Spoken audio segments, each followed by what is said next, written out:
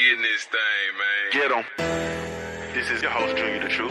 7 Sports TV here. Black Fight Fan TV. It's your boy Ticket TV. SA Combat Sports. Blood Boxing returns. What's good, Fight Fight? Master Scorn. K Black Box, NBA. Beverly Rose Boxing and Entertainment. Cali Enigma, Boxing and Sports Network. It's your boy Blood Sports TV. Smoke City, Yes, indeed. Yes, indeed. Smoke City Mob, Smoke City, Yes, indeed. Yes, indeed. Smoke City Mob, We right back in this bitch like we left our key. Yeah, man.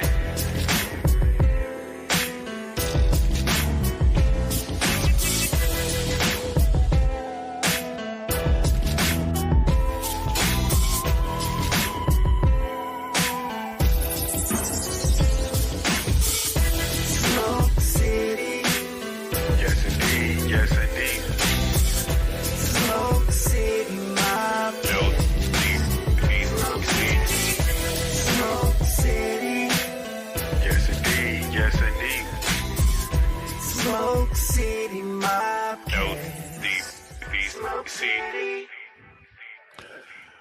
Man, what's up with it? What's up with it, family, man? What's up with it?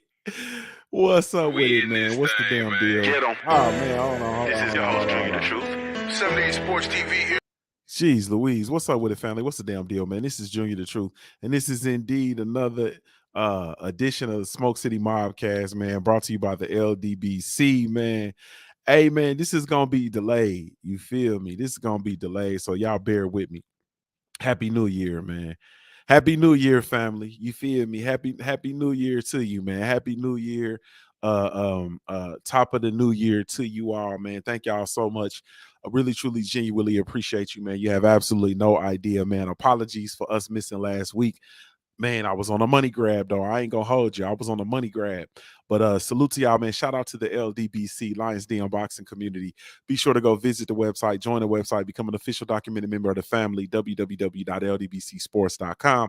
That's www.ldbcsports.com, man. I am indeed Junior the Truth. You can follow me everywhere via social media. I could be found with the handle Junior the Truth, JUNIORTHETRUTH. And that's over all the social media platforms, man, each and every one, man. I'm excited, man, today, man. I ain't gonna lie to you, man. I'm excited. I'm tired.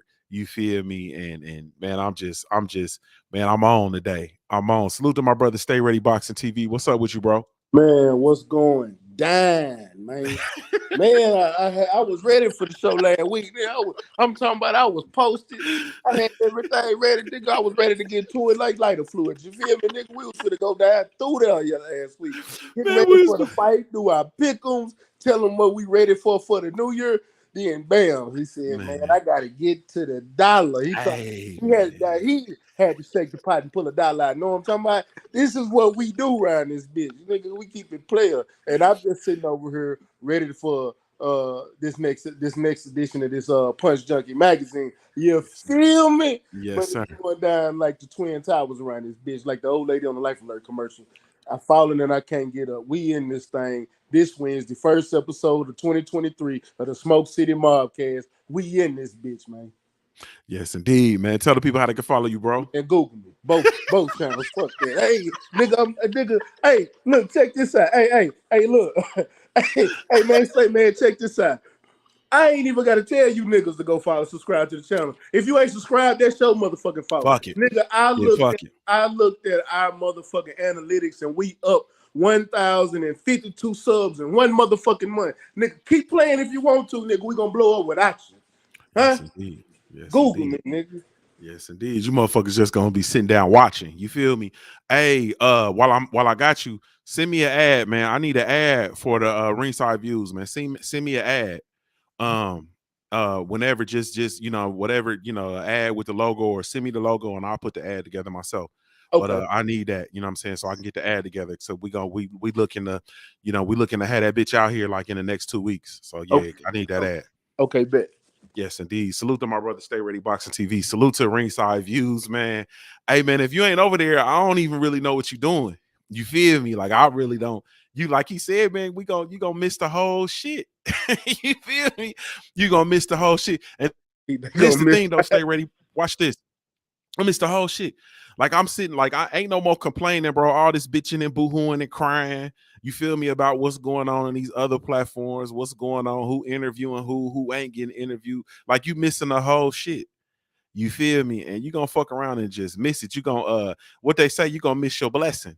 Yeah. You feel me? Hey, you gonna be in last place. You gonna miss your blessing, man. Get over the ringside views, man. Facts. You feel me? Man, salute, man. So let's go ahead on and get down through there, man. We're gonna get straight to it. So I'm looking at when we got last week, man, we had an epic week of fights. You feel me? We had a wonderful weekend. All right, man. So let's start with the Demetrius Andrade, man. You feel me? Now I know how y'all Texans feel about Demetrius Boo Boo Andrade, but we had to return. Go ahead. We had to return to Boo Boo. Go ahead. I didn't feel no way. I was actually looking forward to seeing Boo Boo fight. Mm-hmm. I was really, like, true to honest to God, I had told my people, like, at this point, I don't care about the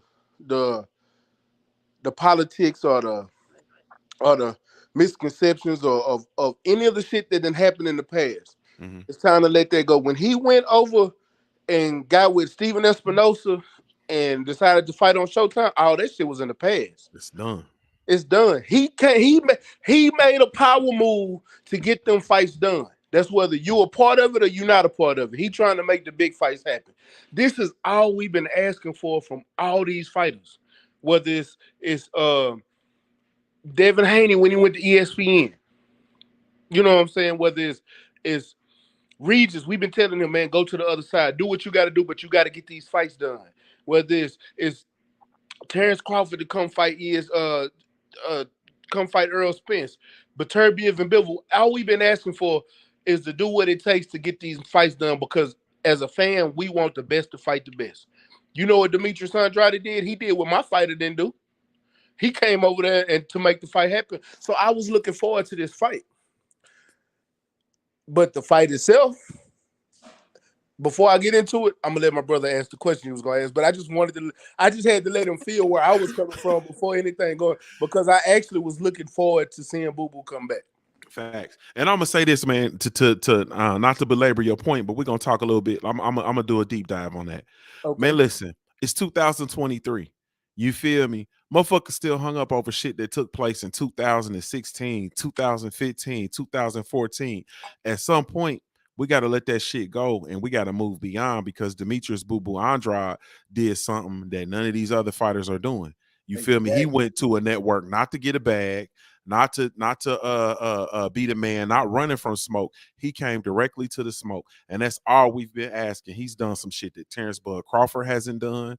Ryan Garcia hasn't done it. And the list goes on and on. Anthony Joshua hasn't done it. There's plenty of fighters that have not done what Demetrius Boo Boo Andrade has done. So it's time to let that shit go. He's here now. He's ready. You feel me? And he on that it's me again shit. You feel me? What he say? It's me again. He's on that shit.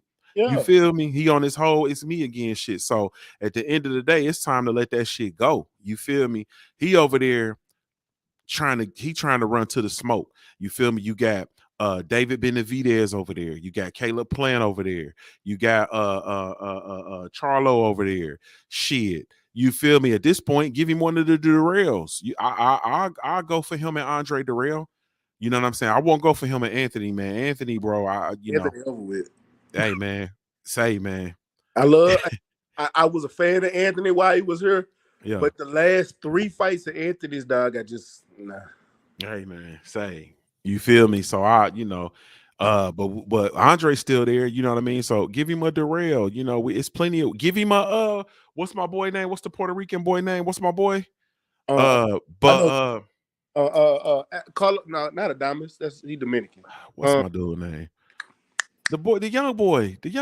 What's the boy name? David Morrell Jr. No, not him. Him too. David Morrell Jr. versus Boo Boo. You feel me?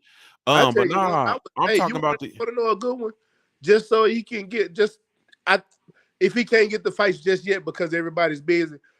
I'd like to see him against Kyron Davis or Ronald Ellis. Kyron Davis is a good one. Ronald Ellis is a good one. You feel me? What's the young boy that fought the boy that went the distance with the boy he just Oh, fought. you talking about Edgar Berlanga? Berlanga, give me Berlanga. Yeah. You feel me? Like, give me, man. There's plenty of fights for him at 168. Plenty of fights, but Berlanga, he on ESPN though, ain't he? I think Berlanga on Top Rank. Yeah, he with Top Rank. Over him. Yeah, but give him Kyron. Like, it's plenty of fights. Jesus, he ain't going nowhere. Nah. Salute to my brother Drew Titan LLC in the super chat. He says, salute family cook. You feel me? Salute to my brother Drew Titan, man, LLC. Y'all be sure to go subscribe to Drew Titan LLC. Be sure to go catch him, man. And go go subscribe to the Painful Excellence podcast by my brother Drew Titan LLC, man. Y'all already know how we come in 2023 and beyond. Salute to my brother, man, my family. Bronx on deck. You feel me? But man, all right, so let's get to it. So Demetrius Andrade, man, we had his fight this weekend, man. How do you feel, man? How do you feel his fight went, bro? Talk to me about the fight, man. Let's talk about the X's. I'm gonna be honest with you. He did what he was supposed to in the fight, but I didn't like the way he fought his fight because that's not the way Demetrius Andrade fights. To me, I'm gonna be honest with y'all. This is exactly how I felt. He fought that. I felt like he fought that fight to look like he was fooled so he can make these other fighters fight him. That's how I feel like, because that is not how Demetrius fight. I've been watching Demetrius Andrade fight for a long time, and that's not how he fight. He went in there trying to knock this dude out, and he was taking too many hits from somebody that he was beating easily.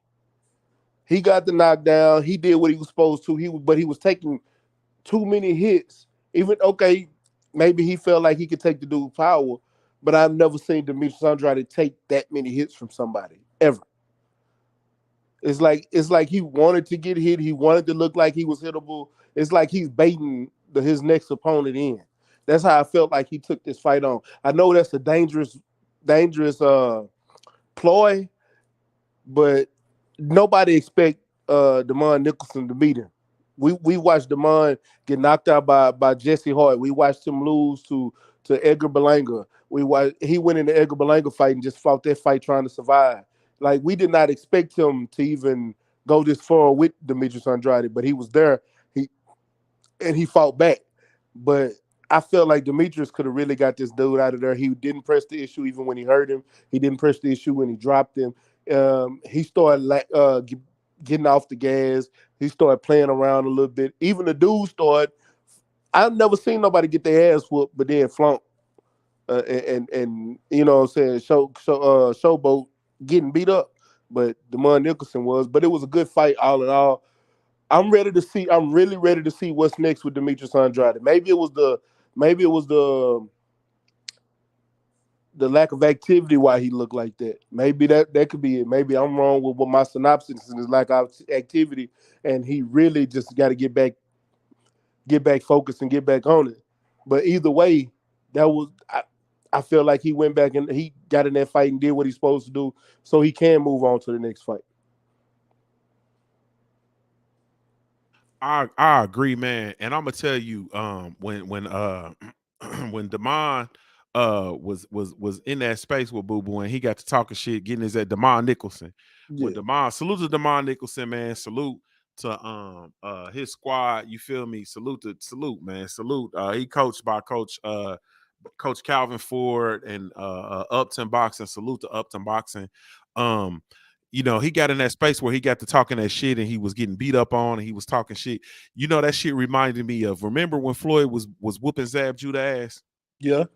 And Zab got to talking, come on, man. And Zab got to talking that shit, man. You feel me? And he was doing the goddamn, well, I don't know what they call that shit. They call that shit something in New York, but Zab was doing that, switching his shit. Yeah. And Zab, the 52 block. Yeah, 52 block. He was giving him the 52 block, and Floyd was steady picking his ass apart. Zab nose was bloody and running in his mouth and all that shit, and he went straight 52 block on that nigga. He met a little bit of success, you feel me? But at the end of the day, man, you know, that's just kind of what that reminded me of. And I agree 100%, man. I don't think that was a Demetrius Andrade fight, man. We've been watching Demetrius for quite some time.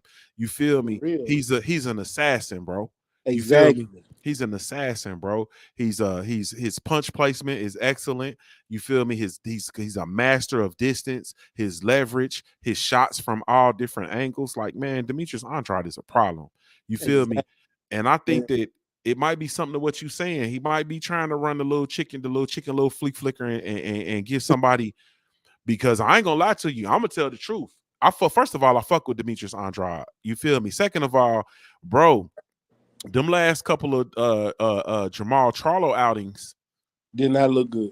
Hey man, you said it. I didn't. You feel me? I'm gonna be honest, because I'm a fan. I'm a fan, but I can be real about it. That's the difference between me and a lot of other people. Yeah. You know, Jamal, I take for him a lot, but I can still be real and tell the truth. My fighter didn't look good. Man, I can't. As far as looking just downright dominant, bro. I think the last time I seen him look dominant was when Zero the Crook brought him out. You feel me? When we was in Houston, we was down there on the floor. You feel me? That motherfucker looked dominant as hell in that ring walk. He did. You feel me? That's like the last time. Ring walk. Yeah, I don't know. He looked dominant as hell against Sergey Deverenchenko. I'm sorry. He beat the brakes off of that dude.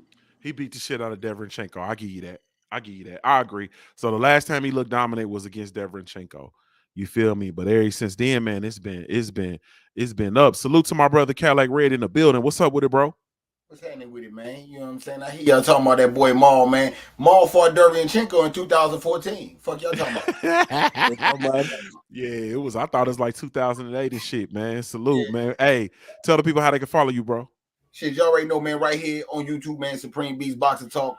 Mondays, Wednesdays, Fridays, 4:20 Eastern Standard Time, 3:20 Central, man. We bullshitting on the Beltway, man. Y'all already know what it is, man. Yes, Lord. Yes, Lord. Hey, man. Demetrius Andrade returned this weekend in your area, man. He was in the DMV. You feel me? He brought some of that, that Boston Tea Party flavor, down to the DMV, man. Give me your thoughts on the return of Demetrius Andrade, bro.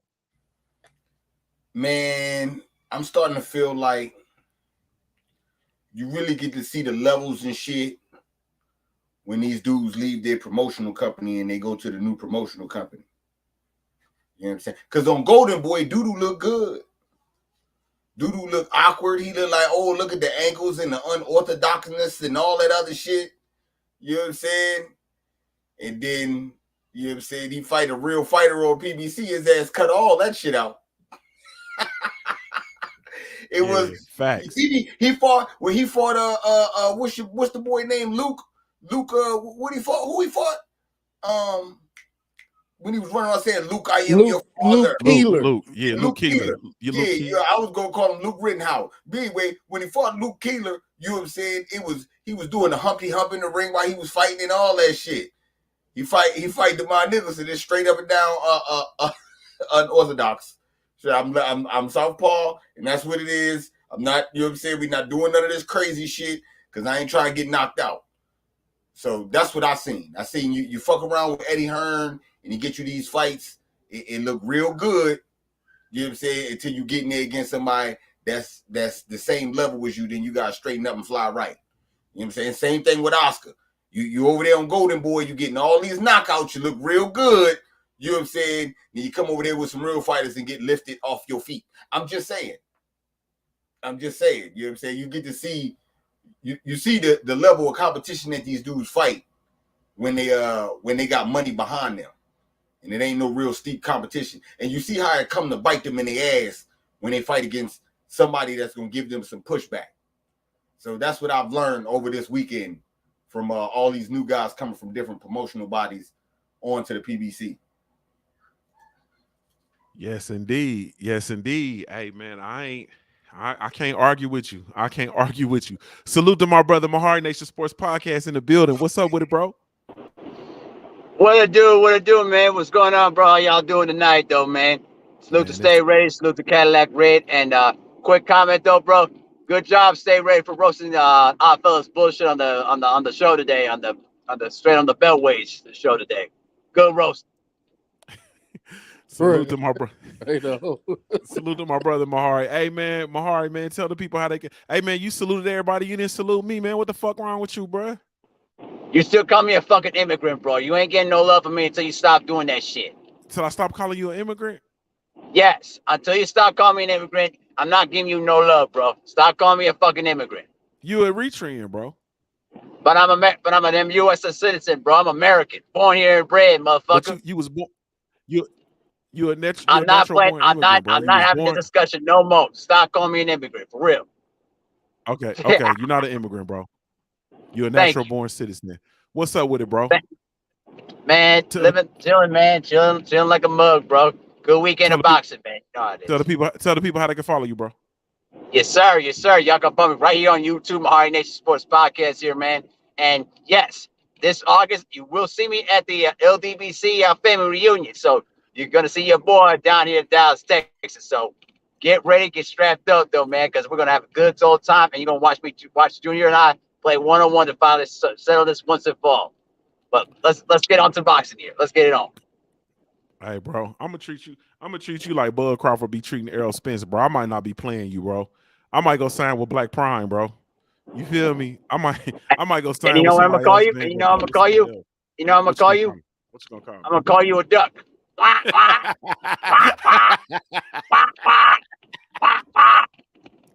Hey, man. Hey man, salute, man. All right, man. Give me your thoughts on Demetrius Andrade, the return to Demetrius Andrade, bro. Well, you know, I'm actually was happy to see Demetrius Andrade back in the picture of things, because it's been a while since I've seen him fight. And I will say this though too, he did show some grit last during that fight. You know what I mean? You know, he was he got touched up a little bit more than I've been used to seeing Demetrius Andrade getting touched up. But you know, he did a good job. You know, he stood tall and he got the job done. But I will say at this point now, I used to think that Jamal Charlo could beat Demetrius Andrade, but now I don't know. I'm sorry, Jamal Charlo. I should say Jamal, not Jamil. But right now, I don't know. Jamal has been really acting a little bit suspect with his last few performances. So, you know, I might favor Demetrius Andrade a little bit. You know, 60-40 to beat Jamal Charlo if they decide to fight each other. But good out from Demetrius Andrade, man, and I hope to see him to get more opportunities. You know, to compete against the best fighters.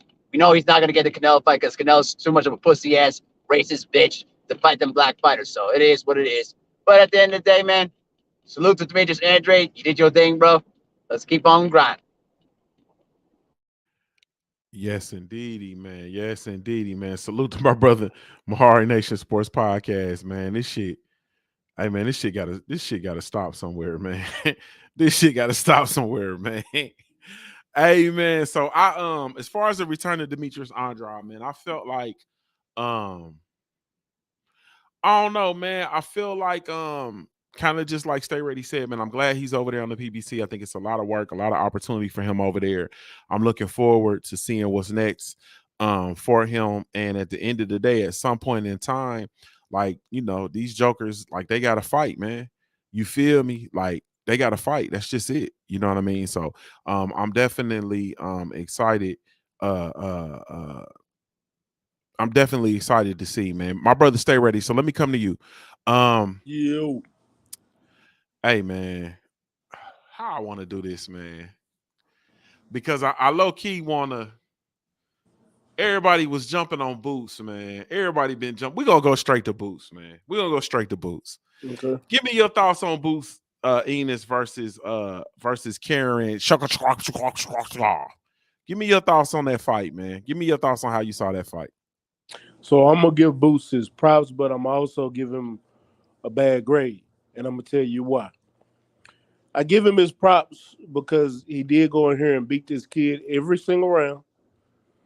But I don't think he was ready to fight. He was too busy trying to knock the kid out. This is an international fighter. This is somebody that moves. You know, Karen he's been in the rankings. He's been in the top 10 rankings since 2017. And a lot of people ain't been paying him no attention.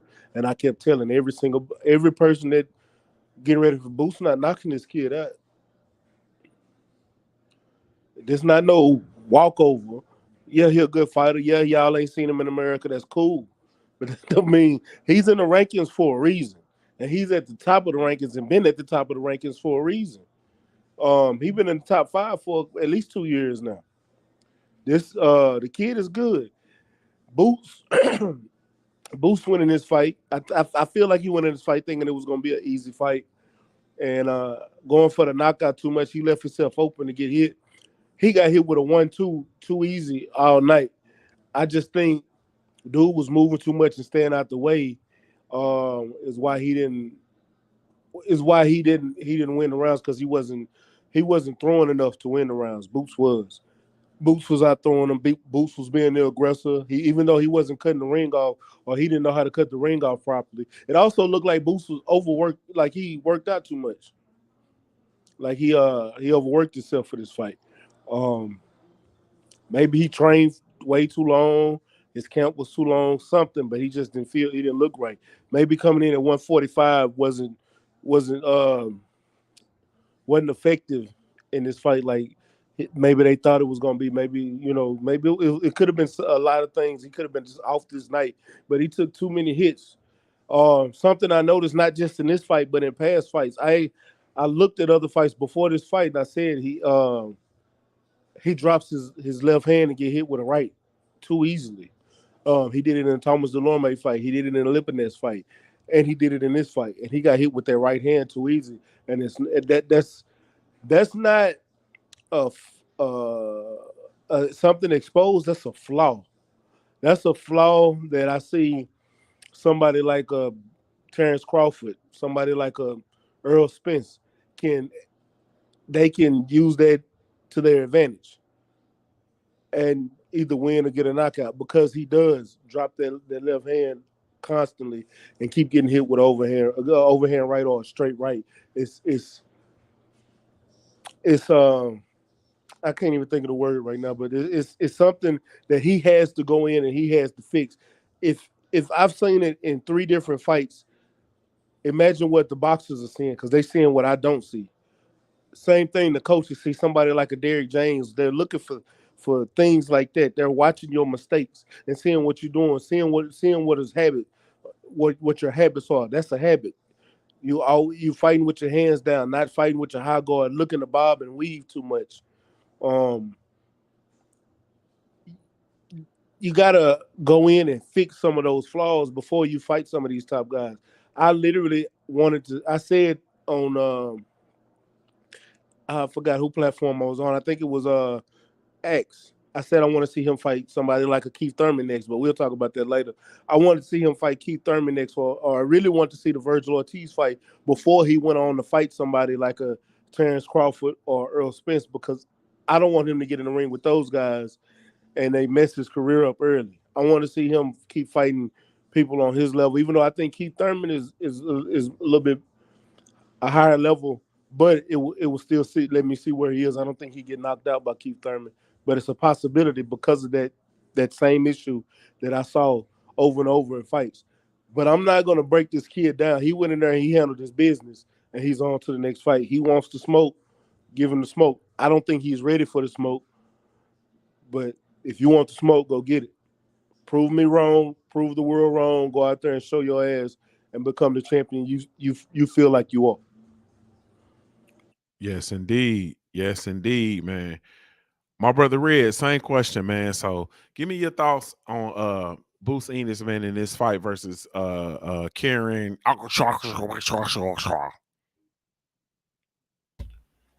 Shit, you pronounce that name the way better than the way Boots perform. Shit. we gonna keep it funky, nigga. You're not gonna be up in no damn press conference before the fight, 2 days before the fight, telling me that motherfucking this shit about to be epic and your shit gonna be better than Tank Knockout and you on some Mike Tyson shit and all this other shit, and they get in here and let the white boy run around the ring on you. You ain't gonna do that. That's what they ain't gonna do. You know what I'm saying? And that's why people disappointed in this shit. You can't fuck around and be on Tank undercard like you that nigga. First off, let's be real. Them Tank fights, Junior, we like boxing, me and you, true indeed, and we be at the Tank fight, but we're clearly outnumbered. This nigga's in this fight, and they came for a knockout. They don't give a fuck about boxing. They came to see some Spanish dude get knocked out. That's what they here for. You know what I'm saying? So you want to be on the undercard of that, telling all these brothers, all these niggas out here, you know what I'm saying? Oh, yeah, shit, you like what Tank do then shit. I'm going to fit right in with y'all. I am. I ain't go 12 rounds. Nigga, now. That shit is disappointing. You know what I'm saying? It's straight up and down. Straight up and down. I don't care what nobody say. That's why you get a bad grade. That's why niggas is looking at you like you've been exposed and all this other shit. You getting that Tank treatment. Tank went 12 rounds with motherfucking Isaac Cruz, and niggas was saying Isaac Cruz is the birth of a star. Nigga went 12 rounds and became a star. Yeah, you want that type of treatment. Yeah, you say you arrive, you want to show up to the fight and cherry red Lambo trucks and all that shit like you that deal. Nigga, knock them out like that then. Fuck that. I'm going to hold you to the standard that you said. Nigga, I ain't make it up. I was saying that you were getting there and beat the shit out the white boy. I was going to be cool with just the ass whipping. You came out your mouth talking about, oh, shit. Ass whipping ain't shit when you knock a nigga out. Watch how I knock him out. He what? I get to believe you. Me being me. So when you don't do it, man, you got explaining to do. And niggas is on your neck. Welcome to the top. You say you at the top, right? You know what I'm saying? So this is what the top look like. So maybe your next outing, you might handle your motherfucking business and not be on that bullshit.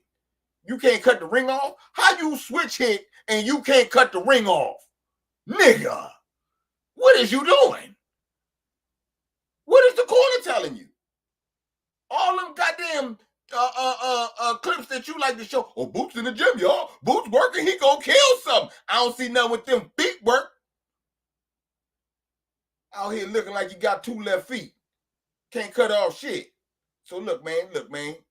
I don't know. I'm not going to say he got exposed. I ain't going to do that. I can say the biggest loser in that fight, to me, is Keith Thurman. Because Keith Thurman had the style to whip Boots' ass. But now that Boots know he got a flaw, he going to go work on it. Hopefully. And if he come out in his next fight cutting the ring off, Keith, you might as well stay away from him like you plan on doing from the beginning. You know what I'm saying? But that's who was the biggest loser I've seen in that fight, man, Keith Thurman, because he had a win against Boots. If Keith would have fought Boots on Saturday, he would have whipped Boots' ass. The whole boxing world would have been shocked, and Keith would have been really talking shit. You know what I'm saying? But you know, things happen for a reason. But yeah, man, he need to clean that up, man. Clean that shit up for sure. Yes, indeed, man. Yes, indeed. Salute to my brother, my Heart Nation Sports Podcast. He in look like he in Walmart or something like that. I was finna ask, man, because you was riding around in the dark, bro. You look like you was buying pussy. You feel me? So I want to be sure you look like you was out there in the mean streets of Minnesota, man, in the Twin Cities out there buying some of that pussy. You feel me? So I'm glad, bro. You cool, man, because I thought you was out there. I'm on my Queen 71 shit, man. You look like you was out there buying that pussy. You feel me? But I see you in the stores now, man. So give me your thoughts on Boots Ennis, man, on the Boots Ennis fight. First of all, you need to stop saying that shit, though, bro. Like, get some of that pussy. Listen, man, I get that pussy when I get it, bro. You got me dying laughing here, bro, in front of these people here, man. Don't be shouting that thing out loud, bro. What's wrong with you, man? Anyway, to answer your question, though, bro, I'm one of those people like that always say, I don't like the word exposed. You know what I mean? It's like, it's very insulting to me because, listen, if anyone actually had a feeling that anyone would think that Boots was going to beat Earl Spence or Terrence Crawford, you must be smoking something, because I never believed for a second that he would beat them at this stage right now. Listen, the man is an up-and-coming star right now. He's not ready for those guys. If you put him in there with Earl Spence and Terrence Crawford, there's 2 ways it's going to happen.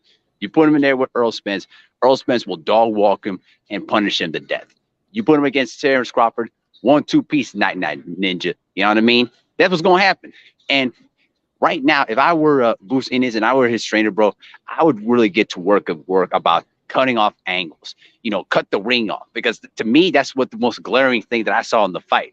If you watch the fight again, the thing that really, that really was frustrating to me was that, bro, he's all he's doing is running around circles around you, bro.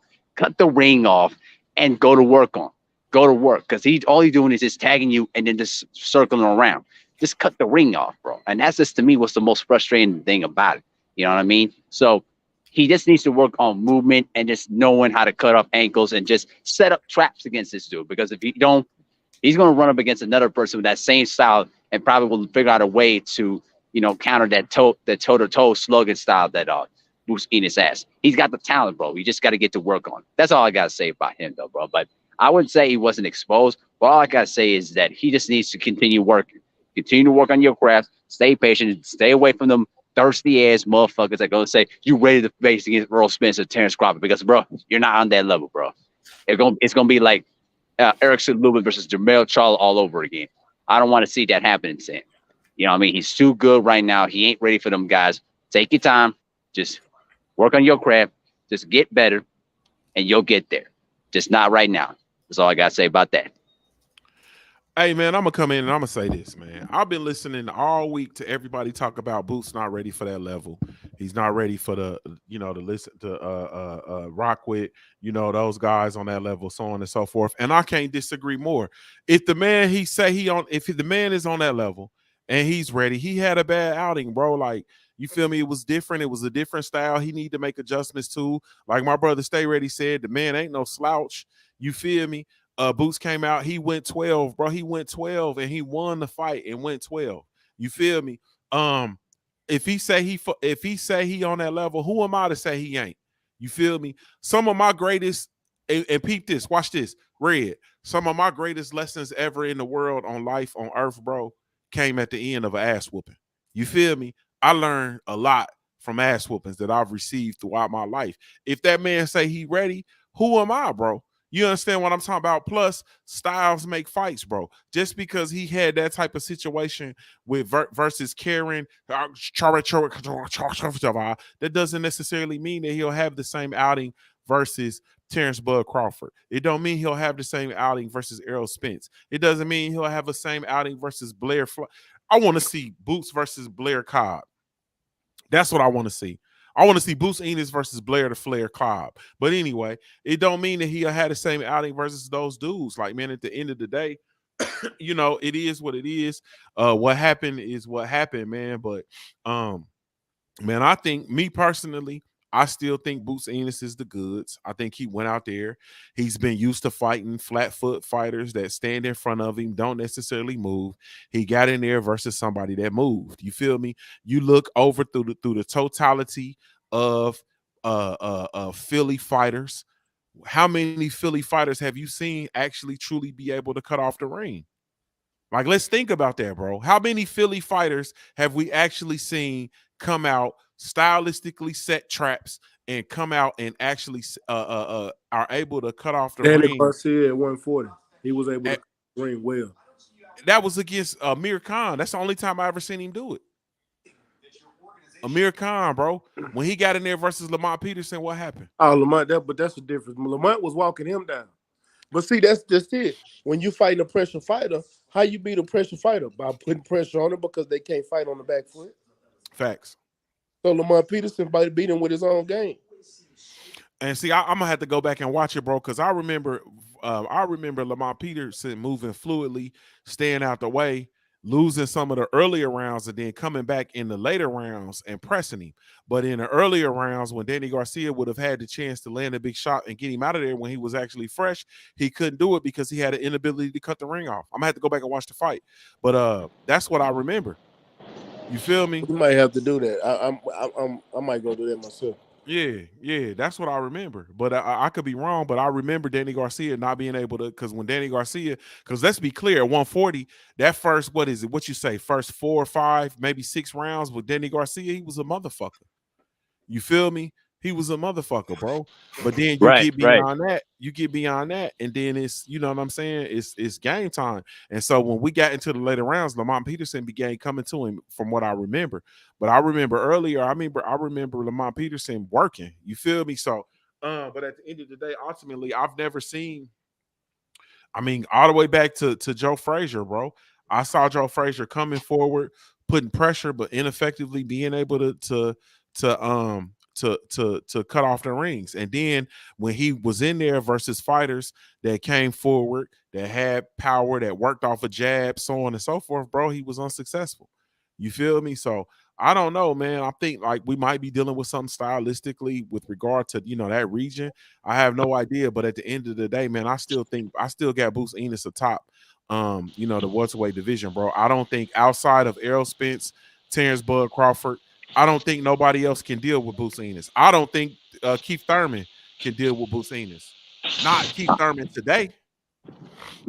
I don't know, bro. I here's the thing. I will say it like this. What I'm saying here is that I get that Boots is not.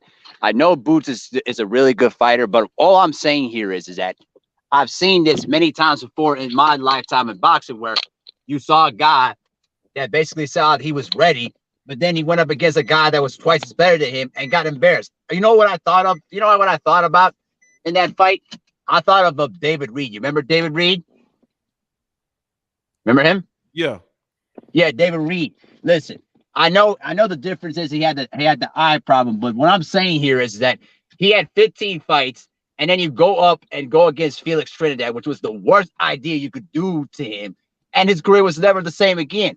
All I'm saying here is that I know that he can beat the other echelon of welterweights like the Danny Garcias and the other guys, but I'm saying here is that he's just not ready for those guys. If he gets in there right now, he's gonna get stressed by them guys.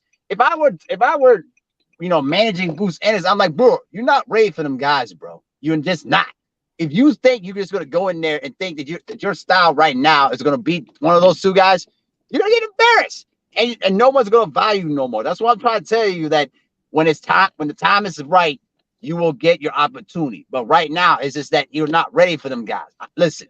Ignore the people that are saying that, oh, Bruce is ready for them guys. Ignore them Philadelphia folks, because at the end of the day, sometimes they don't know what the fuck they talking about.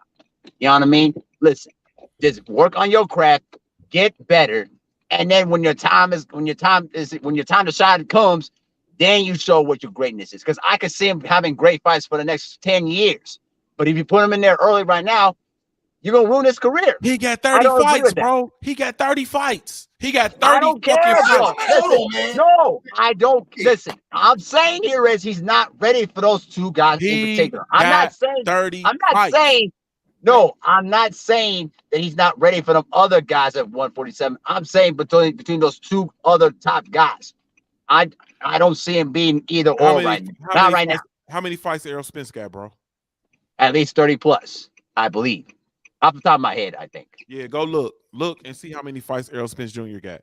Jaron Ennis got 30 fights, bro.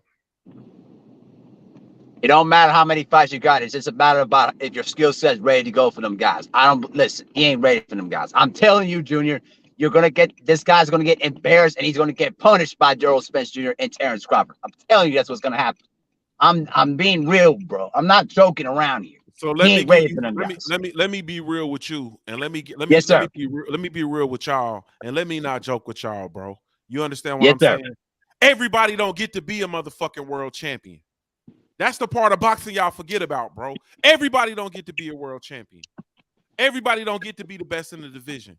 Everybody don't get to be undisputed. Everybody don't get to be the best, bro. You understand what I'm saying? Everybody don't get to be the best. Bucina's got 30 fights. He tapping 30. I think he tapping, if I ain't mistaken. Ain't he knocking on 30's door? He got 31 fights. He got 31 fights. Stay ready. I know he got 31 fights. You feel me? He got 30 fights. He got 30 fights. He got 30 fights, bro. Oh, 30 fights. I thought he was 31, but either way. 30. And Earl got 28. And he got more fights than Earl. He got more pro fights than Errol Spence Jr., bro. What are we talking about, bro? But you're gonna get this. Go ahead, stay right. My bad. Can I touch on no, this? I would say he fought early off in his career. He was fighting fights in Mexico and I think he was in I know he was in he fought a lot in like the Philly club scene because he got a lot of 4-round fights in. So he got a lot of good sparring. You know what I'm saying? So he like just early off in his career, he was doing the club fights and the overseas fight. You know what I'm saying? or to Mexico, not so much overseas, but south of the border. This what I got on that shit though. You know what I'm saying? We got to keep it real, man. This other man, motherfucking Brandon Lee got 26 fights, and he don't got a weight class. So I agree with you. If Boots say he ready, then by damn it, put him in there with somebody. He say he ready, but I'm not about to rush Boots when there's other motherfuckers that got just as many fights. You know what I'm saying, or a couple less, and they ain't even got a weight class. I mean, goddamn. Do the white boys get the motherfucking press around this motherfucker just fight whoever and bullshit around? We got to hold everybody to that standard. So, I mean, I agree with you, Junior.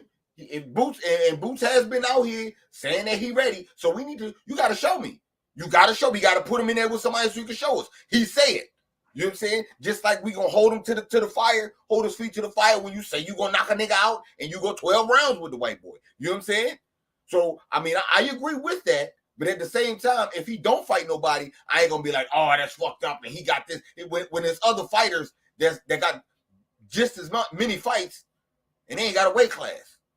But I'm gonna hold it against him if he's campaigning and saying he's ready and he's the man. He's a mandatory, and he's moved up the ladder in the sanctioning bodies. You feel me? That's the shit y'all forgetting, bro. He a mandatory in the sanctioning bodies, bro.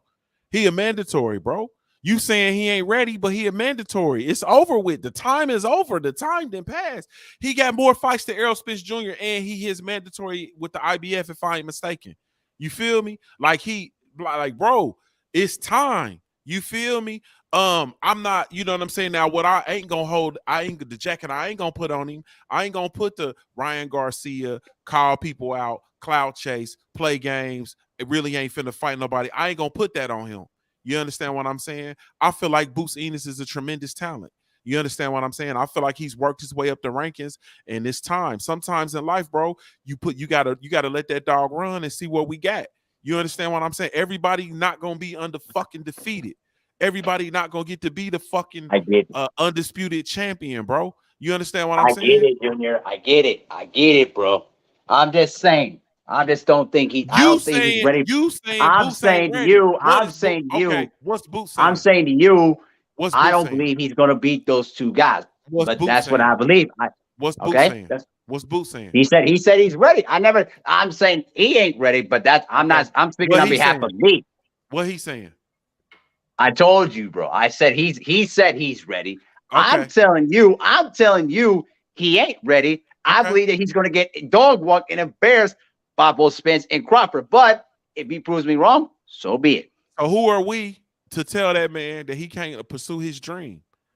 Bro, because I've seen that many times in boxing where guys say that they ready for them guys at a young age, and what happens? I saw that with Fernando Vargas when he went up and tried to go against Felix Trinidad at 22 years old, and he got destroyed real bad. He was never the same fighter after that. You know what I mean? Like I said, David Reed beforehand. What that got to do with Boots? The point I'm trying to illustrate to you. Hold on. Let me finish my point. Don't interrupt me, sir. What I'm trying to illustrate to you is that these guys, when they believe that they're ready, a lot of them have a lot of young exuberance to the fact that they think that this boxing game is real easy until they run up against a world champion who has better skills, better power, and can beat you at your own game. So all I'm telling you is that to me, if he says he's ready, so be it. But in my opinion, I don't believe he's ready for that level yet. And if he gets embarrassed, he's going to be like Erickson Lubin all over again. And then you're going to see everybody run away from Boots Ennis if he gets embarrassed like that. That's all I'm trying to tell you. That's it. Well, check this out. I've been the one telling y'all he has flaws. I think he loses those guys, but that's my opinion. The one thing I did say is if he think he's ready and want to go up there and fight him, go up there and do it. Because at this point, you've already there. Yeah, I would love to see you go ahead and fight. Like I said, I want to see him. My opinion, not saying this is what he should do. This is what Bozy should have him do. I said I would like to see him fight Keith Thurman or Virgil first to get him ready for those two guys. But if he jumps straight in the fire and that's what he got next, so what? He good goddamn well might come in that bitch and win. because what he does great might oversee those flaws, and might be he might overwhelm Crawford and Spence. There's nothing they can do about it. But I want to see it because did he say he ready? Show me you ready. I'm not finna knock him down and say you not ready at all because I'm not the one going in there taking those punches, and I'm not his coach to tell him, and I'm not his manager to tell him. No, not just yet, champ. One more fight, champ. I'm not that. You say you're gonna go out there and do it, go do it. You know what I'm saying? His handlers know if they ready to put him in there or not. So we're gonna let his handlers decide that.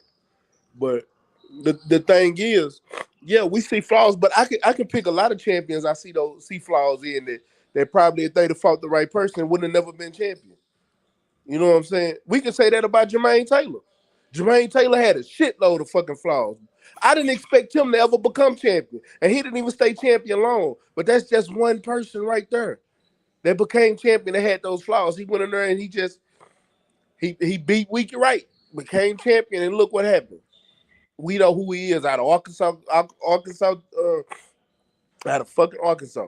You got a plethora, literally a plethora. Look at Jamel Herring. We didn't even expect him to make it as far as he did, but he did it. These fighters have flaws. Boots has a flaw, a few of them. But one thing I can say is if he can overcome them and still go in that ring and still put on a show, and all he has to do is last 12 rounds and outdo your opponent, he can win. He has the ability to win. I'm not gonna knock that man for going out there to try to win his fight. I just know I just know what I see when I saw him in the ring this past weekend and what I saw against other fighters. Those are things that I noticed that I know I'm not the only one that noticed. That I know when you got good trainers like Derek James or like Terrence Crawford trainer. I can't think of his name right now, but like them, Bomac.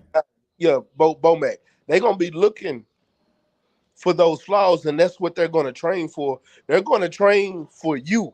They're not gonna train for anybody else. They're gonna specifically train for you to try to beat you and stop you.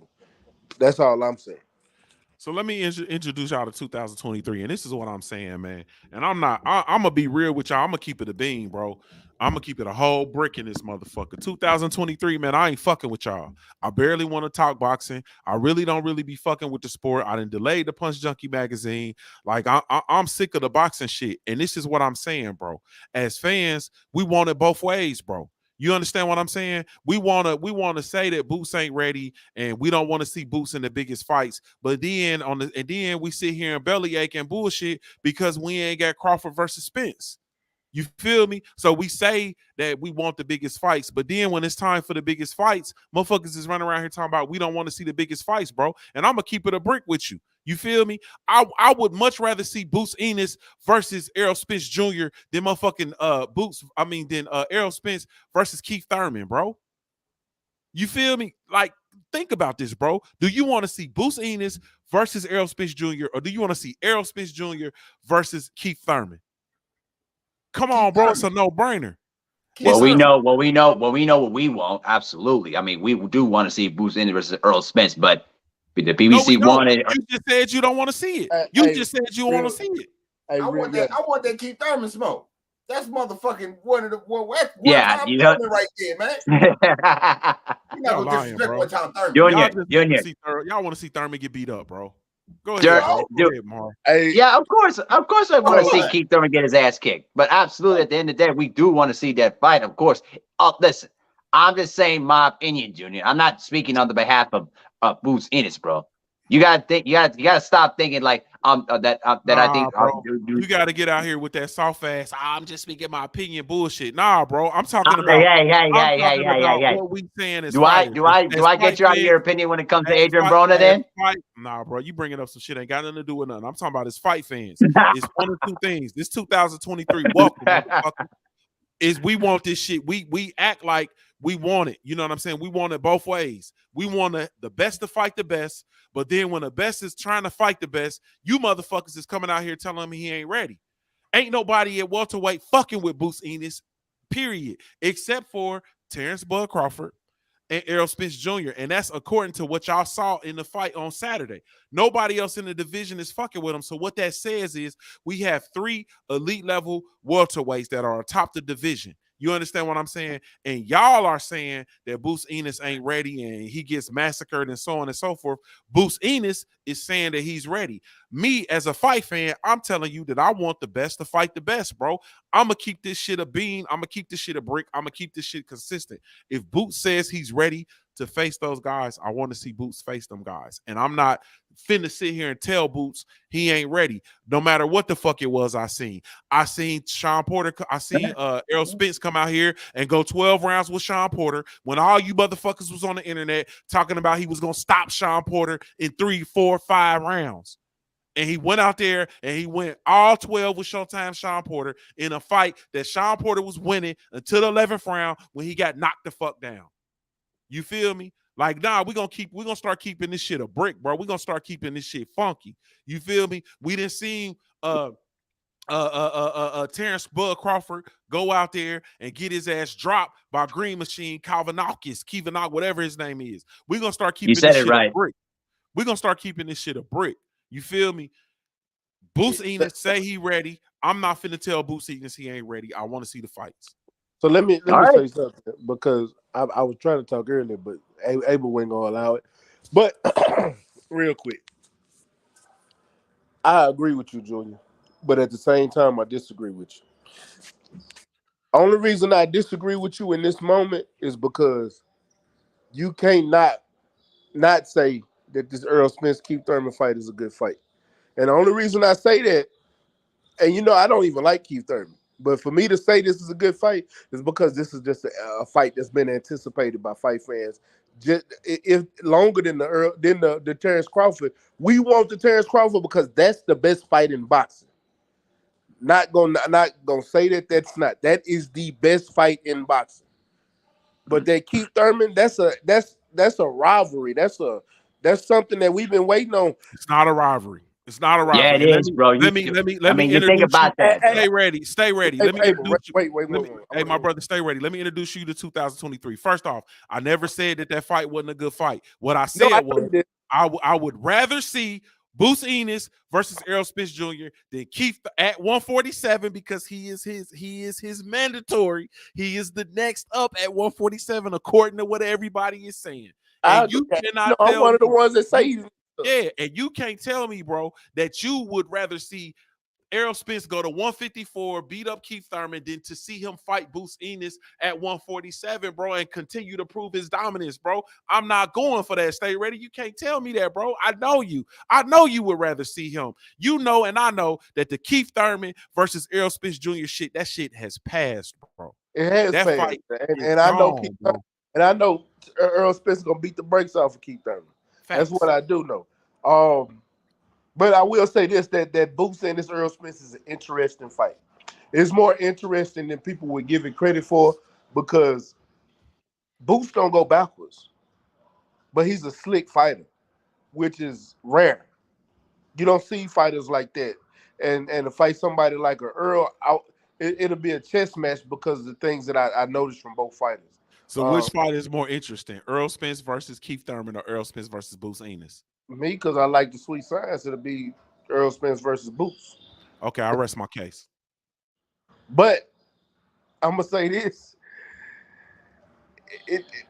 the Keith Thurman Boots fight, it ain't that far away. Like if we looking at it with 100% aspect, I'm looking at it with a 55-45 split. 55 Boots, 45 Keith. So it ain't that far away. That's cool.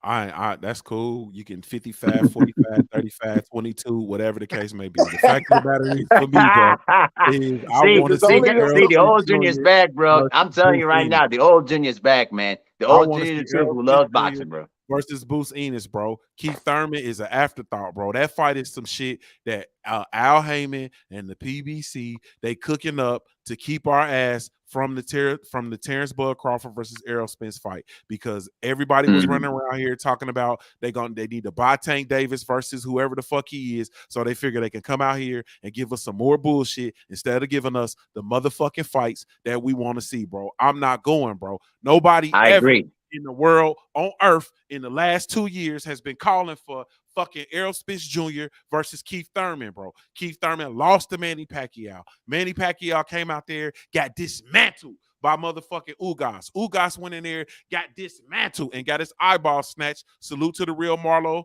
TV. Got his eyeball snatched by Errol Spence Jr., bro. It's a no-brainer, bro. It ain't the Keith Thurman is an afterthought. When Keith had the Rock, bro, he was playing games and not fighting these dudes. He was doing the bullshit, bro. Now his time is gone. It's over, bro. You feel me? It's time for Errol Spence Jr. versus Terrence Bud Crawford. If he ain't finna fight Terrence Bud Crawford, who's next up? We want to see him fight Bruce Ennis. That fight is way more interesting than the Keith Thurman fight. You feel me? I'm not going, bro. The Keith Thurman versus Errol Spence Jr. fight is bullshit. Period. And the only reason I'm gonna buy it is because I fuck with Errol that much, and I know that he's being made to fight him because Errol Spence then swore on a stack of motherfucking Bibles that he wasn't finna fight Keith Thurman, bro. Yeah, exactly. You know what? And I know. That's what as I was about to say too. I know. Listen, the last thing that Earl wants to do is fight Keith Thurman. You know why he doesn't want to fight him, because we know the history behind it. But because of the fact that intriguing storyline exists between the two, is gonna bring more interest to that fight. But if you ask me, of course you want to see Crawford versus Spence, but we know why it didn't happen. And of course the PBC wants to keep that thing between Errol Spence and Keith Thurman alive. But I feel that fight should have happened years ago. But that fight has sailed its ship. If you were to ask me, if I were Spence, I would have thought of like this. If I were the PBC, I would say, hey, give me Crawford or no other fights. But if the fight wasn't going to happen, which it obviously didn't happen, then Boots would have been the second option too, way before Thurman. So, but it is what it is. That's what we dealing with. So, but I will say that Keith Thurman and Errol Spence Jr., it does have a story behind it. My fault, bro. I didn't mean to kick you out, bro. It's all good. It's all good. I was just saying that we know the story between the two. There's a story of some kind involved. We know what's going to happen. We know the story of fucking Hansel and Gretel. We know the story of motherfucking the Three Bears. We know the story of fucking man. We know all the story. Rumpelstiltskin, nigga. We know all the stories. Like, that's cool, bro. But at the end of the day, that story is irrelevant, bro. Keith Thurman lost. I know that, bro. He went out there in his last fight versus who did he fight? Who did he fight? That he was getting beat up to the body. I can't remember who he fought. It was one of them. You talking about? Are you talking about Keith? No, Omar Figueroa. Riverside Rocky. No. That was It was Riverside Rocky. No. Yeah, it was Riverside Rocky. It was Riverside Rocky, it was bro. Riverside Rocky. Wait. I know. It was Josecito Lopez. It was Josecito Lopez. Yeah, that's what I was thinking of. Yeah. Bro, Rita said his name. I don't know how many times. That's Riverside Rocky. Yeah, Riverside Rocky, Josecito Lopez. Like, we didn't see that, bro. Like I'm no disrespect to nobody, man, but it's over with. Brian Peters says it's on Bud, not the PBC. I disagree, bro. Bud don't make fights. PBC do.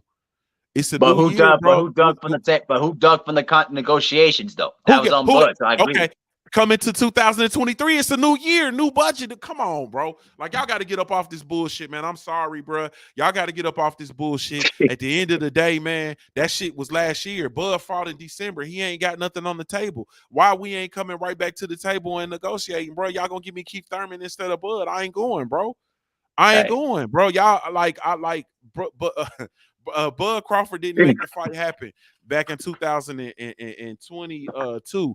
We in 2023. Showtime got a new budget. PBC got a new budget. Like, bro, it's time to stop bullshitting. Y'all got to get off this bullshit. Y'all want to blame Bud for all that. I get it. Y'all don't like Bud. I'm not nobody. I'm the suits. Some fights. This shit is the suits. Like, this shit is really truly on the suits. And at the end of the day, man, like, bro, the reason why, and I'm gonna tell you the honest truth, and I love y'all enough because I'm gonna tell y'all this because I love you. The reason why we haven't gotten Terrence Bud Crawford versus Errol Spence Jr. is because we don't demand it as fight fans. We don't demand it. We don't do the shit that we need to do to demand it. The reason we haven't got Tank Davis, the reason why we got Tank Davis versus Hector Garcia instead of Tank Davis versus motherfucking Devin the Dream Haney is because we don't demand it as fight fans, bro. This is real. We don't demand it. And we take whatever it is that these motherfuckers give us and we act like this shit is we make this shit out to be events and spectacles and all that, myself included. I'm not passing the blame on nobody. You feel me? We accept this shit. And because we accept it, this is what we get, bro. And now they done told you that they're gonna give you Errol Spence Jr. versus Keith one-time Thurman, bro. Instead of Errol Spence Jr. versus Terrence Bud Crawford, the biggest fight to be made in the sport of boxing, has been since the year 2018. I don't know about y'all, but the last time I checked, it was 2023. That fight has been the biggest fight in the sport of boxing since 2000. I won't say 18, 19 for shit sure. You feel me? And we ain't getting that fight. Now we got Bruce Ennis coming up in the rankings. He's worked his way up to be a mandatory. It's a colossal fight in Dallas. Imagine Bruce Ennis versus Errol Spence Jr. in Dallas in Jerry's World. A big ass fight in the sport of boxing. We ain't even finna get that. They're telling you that they're gonna give us one. They pulled Keith Thurman out their ass. They pulled him out their ass, and this is the fight that we gonna accept. And y'all motherfuckers got the asinine audacity to be out here running around excited about that shit. Me, I ain't going, bro.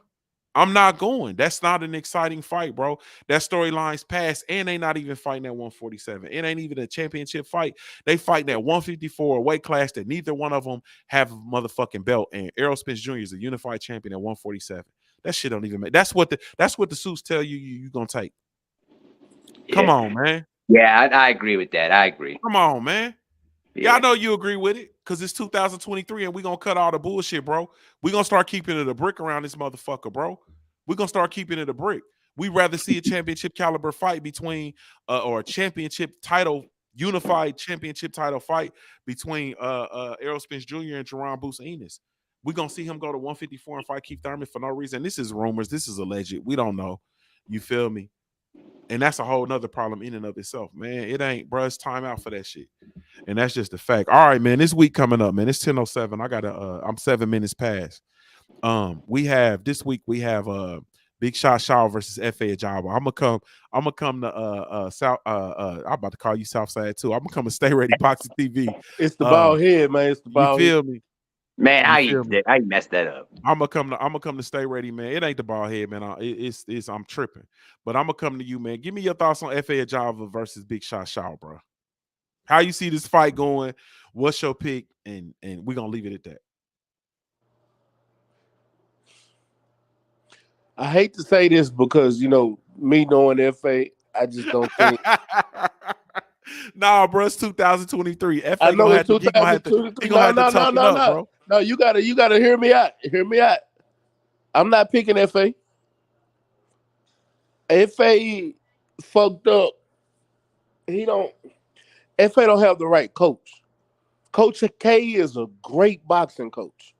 Great boxing coach. But look at Coach K's fighters. Shoo Carrington. You know what I'm saying? Kenny Sims Jr. Duke Reagan. Look at those fighters. And then look at F.A. Ajagba that's getting coached by him. Like Jared, that's not even Jared's main coach. That's one of his coaches, but that's not his main coach. You know why? Because Coach K is not good with bigger fighters. You can't make these bigger guys fight like they have speed and like they're smaller guys. And that's going to be a bad outing for F.A. Ajagba. It was going to be a bad outing for F.A. leaving Ronnie Shields because Ronnie Shields would train him specifically for fighters like that. Same way he would have trained them for fighters like Frank Sanchez. It's subtle things and things that you got to do as a heavyweight. You know what I'm saying? And I don't think F.A. defensively, he ain't got it. F.A. got the power out the ass. F.A. can knock a mule out. So if he hit him, yeah, I think he gonna get hit first though. And we didn't all seen FA damn near get knocked the hell out. You know what I'm saying? So I'm riding with big shot. Salute to my sister Lala D, man. In the Keeping it real. Salute to my sister Lala D in the super chat. Lala D, I love you. You a middle-aged white woman, and I love you. You feel me? She says, great show. Oh my God, I really enjoyed the commentary. Thank you so much, Lala. I really, truly, genuinely Lala, appreciate I thought you was Latin. Nah, I think she is Latin. I just be talking. Oh. Lala Man, D she's probably, black, bro. How y'all gonna keep disrespecting Lala D like that? She a middle-aged black woman, man. have you seen her? Bro. Have you seen her? Sadly, no. You ain't seen her.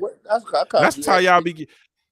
That's how y'all be getting tricked crazy for. thing. No, I've heard her voice, and I know her. She because she got a channel. I've heard her voice. She from Boston. Yeah, you hear the Hispanic in her voice. Nah, it ain't no Hispanic. Y'all hear Boston. She sound like she from Boston. She from Massachusetts, bro. That ain't Hispanic. She sound like I don't know. She sound like a fucking Trill leprechaun. In the back said, he said, hey, Trill's in the back, bro. Let him in, bro. I just said it. I see.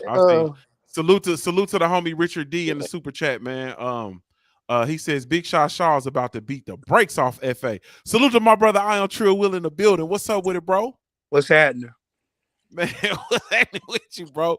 You came in, man. We was all cooking, man. My fault, man. But before we do all that, tell the people how they can follow you, bro. They can follow me right here on YouTube. Man, y'all already know.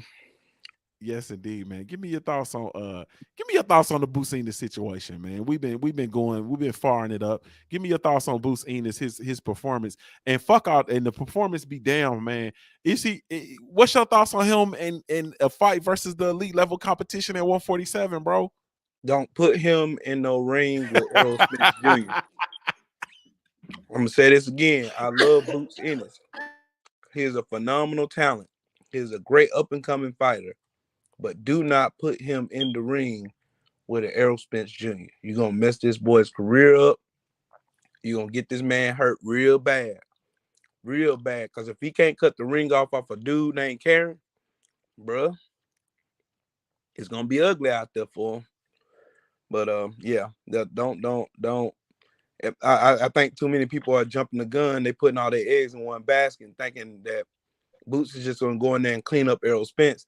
Forgetting the fact that Errol Spence has a pedigree that he's able to adapt and cut off your strengths while he's in the ring, while he's tearing your body apart. Y'all won't get that man put in the hospital. Leave that alone. I said that I messed around and had a fight party. Shout out to everybody that came through and seen that shit. But don't do that. Don't do that. I think Boots needs to fight some more top tier competition first. I think I would rather see Boots in there against Virgil Ortiz or put him in there against. But they not gonna fight him. Virgil Ortiz is not gonna fight him. Speedy Rashidi just lost, bro. He's the mandatory on the sanctioning bodies, bro. He say he ready, bro. Who are we, bro, to not say that the man ready? He say he ready, bro. Well, put him in there then. Let's see what happens. There we go. See, True Will had it right, man. True Will had it right, bro. He summed it up perfectly, bro. True Will summed it up perfectly. My brother Trill Will, this is my brother. Y'all be sure to go subscribe to my brother. I am Trill Will. My brother Trill Will said, put him in there. Let's see. You understand what I'm talking about? Now, Stay Ready Boxing TV, I can vouch for you. Trill Will, I can vouch for you. Mahari Nation Sports Podcast, I can't vouch for you because I wasn't raised as a Eritrean American immigrant. I wasn't. You need to shut the fuck up with your bullshit, bro. I was raised as a Black American, bro. You piece of shit. Why you do this to me, bro? Why? And Trill Will, some of your best life lessons came at the end of a belt from an ass whooping. Stay Ready Boxing TV. Some of the best lessons you've ever learned in your life came at the end of a belt from an ass whooping. If mine wasn't at the end of a belt. It was more like a water hose, extension cord, racetrack. Bro, I got the belt and I got the extension cord. What the fuck you talking about? Hey, I'm gonna tell you the worst one was my mama put me with a hand sander with sandpaper. What? Nigga, you should have ran away. You didn't run away after that. How you gonna run away from man? My mama hit me with the meanest two-piece I ever got hit with in my life. No, what nigga. You mean? I tried to run away. Bro, I climbed out the window. She caught me with another two-piece climbing out the window. You think I'm running away? Damn, that sound like a chubby nigga chronicles. My chubby ass tried to I run wasn't away, even bro. chubby. I was a skinny nigga. That was the crazy. I was small. That's a chubby nigga chronicles. Try to climb out the window and get caught. I Y'all have ran away, bro. I got grown. I was 180 pounds when I graduated high school. I was stay ready. You ain't get your ass whooped until your mama caught your ass slipping out the tub, cuz. Bro, I got that. I got that about 4 times. Bro, I done got that. I butt naked, wet. I done got my mama done woke me up in the middle of a sleep at 1 o'clock in the morning, beating my ass. What do you mean? Because you ain't wash the dishes? You ain't wash the dishes? No, because I got in trouble at school and my mama worked nights. And she worked nights. She caught your ass slipping. You was sleeping good. You Boy, was in your good. She woke up. I got a belt across my back while I'm in the middle of the bed, and I had a bunk bed, so you know you can't run. That's a slave whooping. Damn, that's rough, bro. Slave whoopings. Bro, that's rough, bro. That's real rough, man. And then my dumb ass brother made my mama had a 2x4 where he coated the bitch and had her name engraved in it, motherfucker. On a 2x4? Yeah, that was he did it in wood shop. That he wasn't no guy there. He older or younger? Older. That nigga player hater. He was hating. You already know. You know what that was for. Yeah, that's hating. Yeah. He made your mama a bludgeon and wound shop to whoop your ass. He a hater, bro. Oh my God, man. Bro, that's fucked up, bro. Stay ready. That's fucked up, man. A 2x4, bro, and then grade your He grade your mom's name or your your name? Grade my mama's name. Damn. Put your mama name on it. So that's the ass whooping. Hey man, so I'm gonna say this: your best lessons come at the end of an ass whooping. You feel me? I've had my ass whooped too, bro. Don't try to think like I never had my ass whooped, bro. Listen, my dad gave me the worst ass whooping of my lifetime when I was about 12 years old, bro. He gave me a 1-2 piece and this leather strap, bro. I never forgot about that shit to this day, bro. Come on, you be having nightmares? More than nightmares, bro. Listen. The ass whoopings week, hold on. I'm gonna tell you something right now. Anybody try to touch up this space, I get PSTD on that shit. We gonna be whooping ass, bro. Bro, I'm trying to tell you that the ass whoopings that Stay Ready described, the ass whoopings, them South Carolina ass whoopings, or them Georgia ass whoopings that Trill Will got, they wake us up, bro. Like we get woke up terrorized by the ass whoopings. And all I'm saying, and you don't think my ass whoopings were bad, bro. Listen, my family came from the wartime, bro. When it came down to wartime, bro, they don't play around, bro. You either gotta do what the parents say, or you're gonna get your ass whooped, bro. Or get your ass sent to the fucking military. It was a different time back then, bro. You ain't got no idea, bro. I'm gonna tell you, it's 2 people on this planet that my dad only whooped me 1 time in my entire life, and my grandfather whooped me twice in my entire life. They put my mama was the one that whooped me regularly. They put if my mama told me today, I'm gonna tell your grandfather, nigga, I would do whatever I take. You tighten up. Yeah, my grandpa, I got in trouble while my grandfather was in the middle of preaching. He came down off the pool pit and whooped my ass. And he gave you a Holy Ghost. He gave you a Holy Ghost ass whooping. I was like 3 years old. My grandma was touching me. I didn't like people touching me when I was a kid. Only my mom and grandpa could touch me. Yeah, and I was fussing. My grandfather stopped preaching, grabbed me, took me in the bathroom, whooped my ass, put me back down, and went back.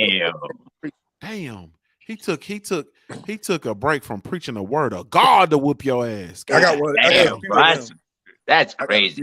That's what I'm saying. Stay ready. What was the most terrifying phrase that your mama could say that make you straighten up real quick? Wait till I tell your daddy. Wait till I tell your daddy. But I wasn't scared of my daddy like that. Shit, I was. It was my grandpa I was scared of. Man, my mama say she tell my daddy. I'm like, tell him. Yeah. But it was I really the one that would say tell him. But if she say I'm gonna tell your grandpa, no, mama, I would start crying immediately. Well, you know, Papa ain't gonna have straighten up. Yeah, straighten up. Yeah, but see, my heart, that's all I'm saying, bro. Like this shit different. And to go back to my point, bro, all these things that y'all are talking about, these lessons that y'all had was at the end of an ass whooping. And if y'all are saying, I'm not saying that, bro. I'm not saying Bruce Ennis ain't ready for whoever, because I'm saying style make fights. I know we have a expectation of Bruce Ennis. We came out, we didn't get what we expected in this last fight. I'm not finna say that he ain't who the fuck he say he is, and so on and so forth. I'm finna say if he say he ready, then I say he ready. Then let's rock with it. But let's get back to the Big Shot Shaw versus F.A. Ajaba, and I'm gonna come to you, Mahari Nation Sports Podcast. Give me your thoughts on F.A. Ajaba versus Big Shot Shaw this weekend, bro, in the heavyweights. Big Show Shaw is gonna knock the fuck out of F.A. Ajaba, bro. Damn. Yeah, man. I used to be big on F.A. Ajaba, bro, but he regressed significantly, bro. Like, he still got the good power, bro, but his skill and technique, nah, man, it just ain't there no more. But you know, Big Show Shaw is gonna knock him smooth the fuck out, bro. It may not even last 8 rounds. Real talk. Nah, I'm just saying, man. Like, I used to be high on F.A. Ajaba, bro, but he slacked a lot. And then when you don't stick and you don't listen to Ronnie Shields, that tells me something, bro. Like, man, listen, bro. F.A. Ajaba is gonna get knocked out, bro. He gonna get dog walked, man. He gonna get knocked smooth the fuck out and get his ass sent back to Africa. Just saying. Sorry, F.A. You gonna get knocked out within 8 rounds. Sorry. When did they have Lala D said he showed poor sportsmanship at the weigh-in? Are you talking about not the weigh-in? That was a press conference. They haven't had the weigh-in yet, baby. The weigh-in is Friday. Okay, the conference. Okay. Yeah, he looked at him. He tried to shake his hand and he looked at him and shit. He don't speak English. Like, damn, bro. Y'all gotta think F.A. don't know what y'all be talking about. Bro, Man, I just sat there, no bullshit. I just sat there looking at F.A. in his face and be like, "What's up, F.A.?" He'll smile and like, "Yeah," and keep doing what the fuck he doing. He don't know what the fuck y'all saying to him. Man, that's his team's fault, man. They need to teach that Nigerian. I'm being 100% honest, y'all. It's been times I'm in the gym and he'll shake my hand and he know really a little bit. He'll have his nephew F.A. Tobar, Apochi, speak to you. And man, listen, that's his nephew. Yeah, that's his nephew. The Mr. I'm not a nigga. I am not a nigga. I came on a plane, not a ship. Him. Listen, you need to understand, my brother. Listen, Junior, my brother. We are in this together, my brother. That's how the Nigerians sound, bro. Like, man, don't even try to talk like that, bro. That Nigerian said, "I ain't a nigga. I'm not a nigga." He said, I am not a ninja. I am an African. I am from this continent. Well, let me mute your ass. That motherfucker said, "I'm not a nigga. I came on a plane and not a boat." That's what he said. You feel me?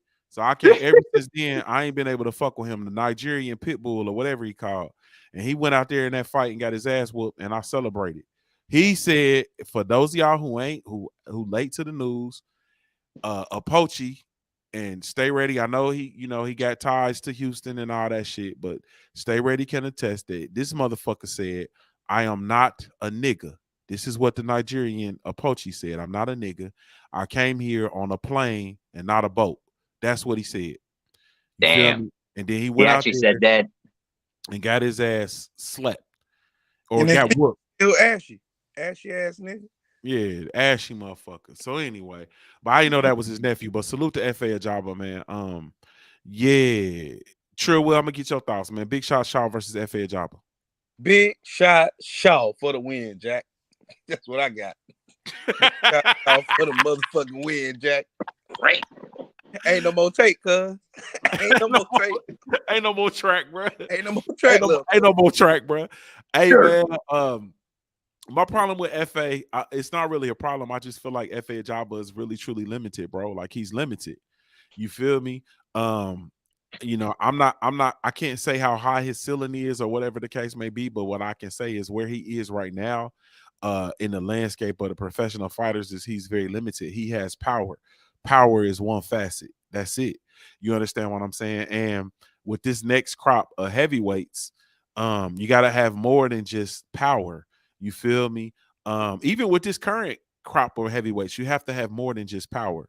You got to have fluidity. You got to have movements. You got to have hand-eye coordination. You got to have be able to throw punches as bunches. You got to be able to put variations on your punches and so on and so forth.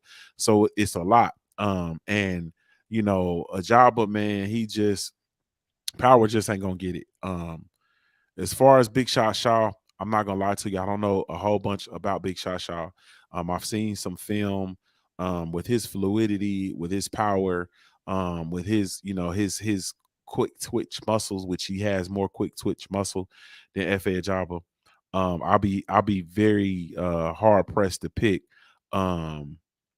Ajaba over Big Shot Shaw. I feel like Big Shot Shaw is a whole lot closer to Frank Sanchez than he is to F.A. Ajaba, and we saw what Frank Sanchez was able to do to F.A. Ajaba. So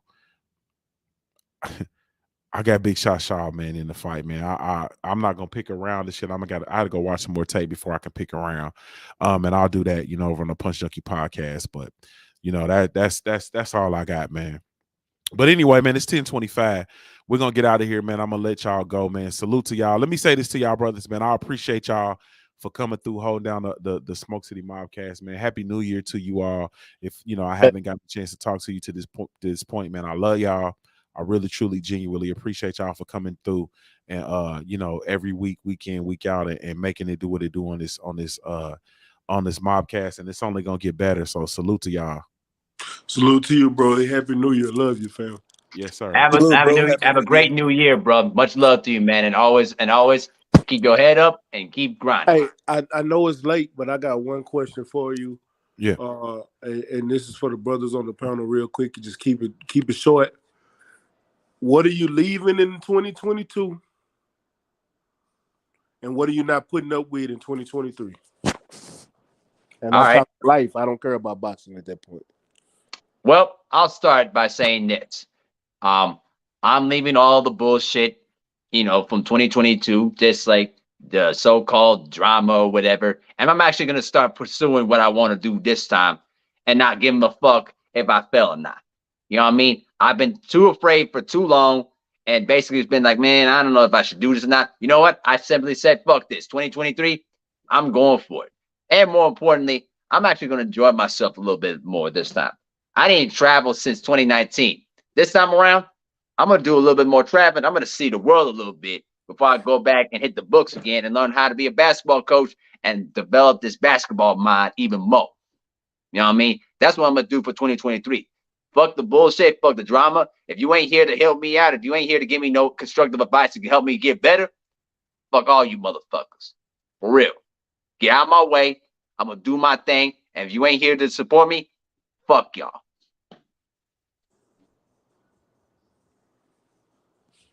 Okay. You're on mute, bro. I said, I heard you. That motherfucker ain't bullshitting, man. Man, go ahead, Trill. You know what? Mahari got a point. I think 2022, I focused too much of my energy on bullshit ass people. Well, bullshit ass people, no more energy from me. 2023, no more weirdo energy from me. And I'm going to focus more. I'm going to finish my remodel on my house. I started last summer, got caught up and just got lazy, be honest with you. I'm getting my house done the way I want it. Me and my wife was talking about it the other night. But I'm gonna get our house to where we always said we wanted it, to make it our home. I'm also gonna focus more on trying to build this LDBC gaming community, so we can have yet another arm, another branch where we can step off into. Let's see. Trying to travel a couple places this year too. But yeah, I'm grateful for every last one. And go back on what you said earlier, Junior. I love you, bro.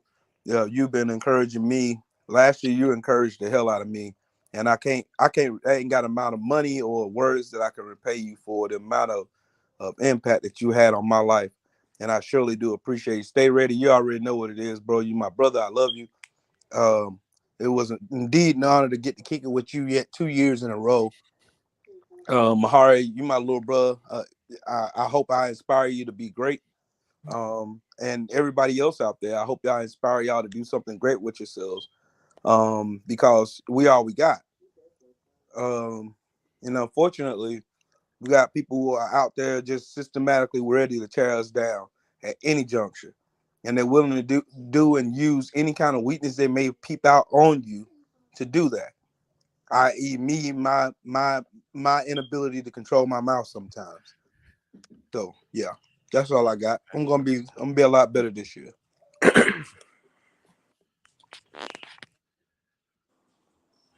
Yes, indeed. For me, man, I guess it's I feel like last year I left a lot on the table.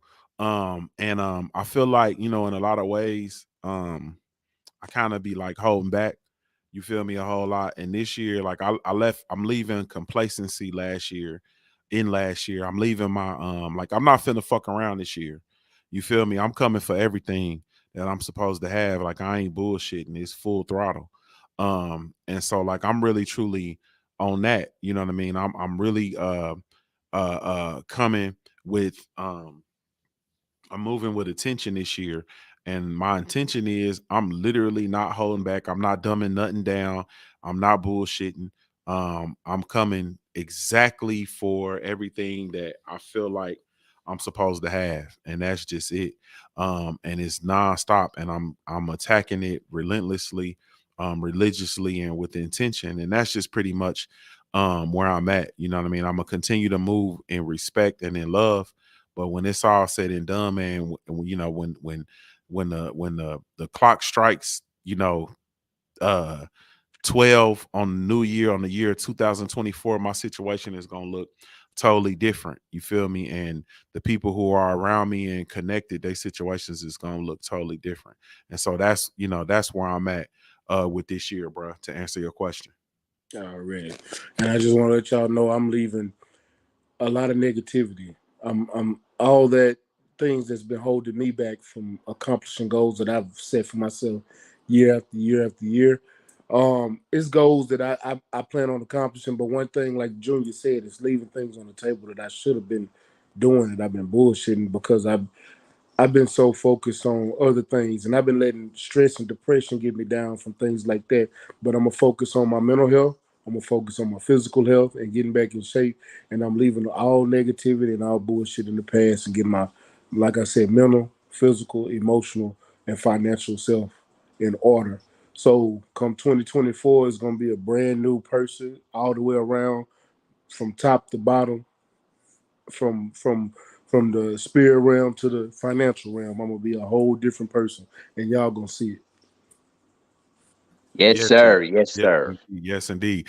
Lala D says she leaving Inspire Meat in 2022. Normally he buys it to save money. Lala D, let me find out you out here fucking for Expired Meat. Oh no, he said Ill Will is leaving Expired Meat. Oh, Ill Will. Oh, I thought Lala D said I'll be leaving. I can't read. I was about to say Lala she D. said ill will, bro.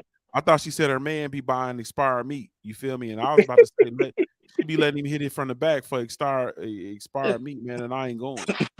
Lala D just mad because she ain't got no knees. That's okay. She ain't got Hey, no you know knees. what though? 2023 too as well. I will be there for the LDBC family reunion, bro, and gonna meet up with all of y'all. And 2023 is the year where I finally settled the beef with Junior the Truth once and for all. And We gonna I'm settle. gonna tell you the honest God truth, bro. We're gonna be in Texas. And so let's be clear, Mahar. If you come to Texas fucking with me, bro, I'm gonna call ICE on you. You feel Fuck me? you, bro. You ain't got nothing, bro. You ain't got nothing. And you try that, and you let me tell you something. You try that shit with me, I'm gonna call the FBI on your ass for basically selling illegal stocks to the 30-carat people, bro. Okay. Try it. Hey, Junior. Because I'm gonna tell you something right now. I'm sick of your bullshit. What's Junior, up, I got one thing. I got one request. Yes, sir. We go to Texas this year. We gotta smoke a cigar at the at Cigar International. Easy. That's we law. got to. Every time I go, that's law. You feel me? And that's law. We got a Garfinity event, so we probably fuck around and be in Dallas 2 times this year because of the Let's Garfinity. Yeah, no doubt about it. Hey, Mahari, fucking around with me, bro. You're gonna be homeless in Cancun, bro. I'm gonna call ICE and they're gonna drop you off at the border, bro. I'm not fucking Get around. the fuck out of here with your bullshit, bro. You've been ducking me for the last few years, though, bro. And I told you right now, I'm doing this because I need to shut you up about the immigration bullshit because it's bullshit. Literally, it's bullshit. Bro, look at your picture, bro. Your picture look like a motherfucker that's happy to be in America, bro. You look like your ass up, bro. the Statue of Liberty, don't it, bro? Look at this picture, bro. He got a fucking Orlando Magic jersey on, bro. Sunshades, bro. Penny Hardaway, bitch. Penny Hardaway, bitch. looking over the Hudson motherfucking Bay, bro. Happy to be Man, in shut fucking your America, ass up, bro. I look good, man. You happy to Man, I be in look fucking good. America? Yeah, you look good, bro. I am happy to be here. I'm so happy to be here. That's that So picture, happy bro. to Do not, hey, whoa. No. Hey. Hold on. No. Do not put me in the same breath of them fucking racist ass Nigerians, bro. Do not put me in that same classes, though, bro. Well, listen, at least with Eritrean people, we love Black Americans, Did bro. you We watch love them the to death, American bro. football game You last look- night, sir? You look like a. You like a go ahead, what? bro. Say it. I dare you. Say it. Okay, what I'm gonna say is you look like a huddle mass yearning to be free. Ain't that what them motherfuckers say? You Hell look like yeah, a the huddle motherfucker mass. Statue of Liberty. And you know what you look like? Hey, let me tell you something right now. You want me to say it? Do you want me to say it? You look like You a look like a huddle fucking mass. you look like a fucking Yearning to be- crackhead with them damn glasses on. So shut your punk ass up right now, yearning to be motherfucker. free, bro. Yeah, man. Huddle mass yearning to be fucking free, bro. Bring That's me what you look behind like, your bro. weak, your huddle masses. Yeah, man. Give me your weak, your tired, your poor, your huddle masses yearning to be free. That's what you look like. You like a fucking huddle mass yearning to be free in an Orlando Magic jersey and some blue blocker shades. Just wait till Texas, bro. Wait till Texas. I'm gonna shut your punk ass up once I and need for to all, see the bro. whole picture. I need to see the whole You're gonna be picture, too. kissing my fucking feet I need when to I see the beat your whole ass on the picture, too, hardwood. bro. Break 'Cause your I'm fucking thinking, ankles bro, and shit, motherfucker. If you a real immigrant, which I think you are, if you're a real immigrant, you probably got on a fucking Cleveland Cavaliers hat, bro, to go with that goddamn Orlando Magic Fuck jersey. your That's not a damn real Cleveland Cavaliers. Fuck your shorts. Cleveland Indians. Yeah. Fuck the Cleveland Browns. And Yeah. fuck Adrian Broner and everybody else. Minnesota all the way, bro. Yes, Hey, indeed. speaking of Adrian Broner, he's gonna be in Atlanta February 18th. Praise God. Yeah, I think you are, right? February Hey, man. 25th, and I'm gonna be there. It's February 25th. Hey man, so look, man, I'm gonna tell y'all the truth, man. Y'all ready? And I'm gonna say this because it's 2023 and I ain't fucking around with y'all, bro. I'm gonna tell y'all the honest to God truth. I'll be surprised if that fight take place. Me, I thought it was on the 18th, bro. Nah, it's the Tickets. Oh, 25th. wait. Tickets gonna sell Monday, bro. Nah, Hell tickets were supposed to go on sale this past week. They didn't had several posts that say the tickets was already for sale. Really? Yeah, I'm not. I'm telling y'all because I love y'all.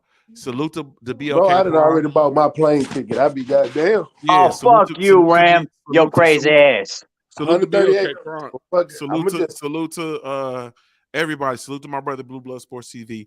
I'll be surprised if that fight take place, man. Man, just let me. I'm gonna be there. I'm gonna be there regardless. You feel me? I'm planning we'll on be in Atlanta.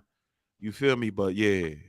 But anyway, man, let's go, man. Salute to y'all. Really, truly, genuinely appreciate everybody that fell through, man. Salute to the entire LDBC. This is Junior the Truth signing off on behalf of the Smoke City MobCast, man. And never mind who you thought we was. It's the LDBC.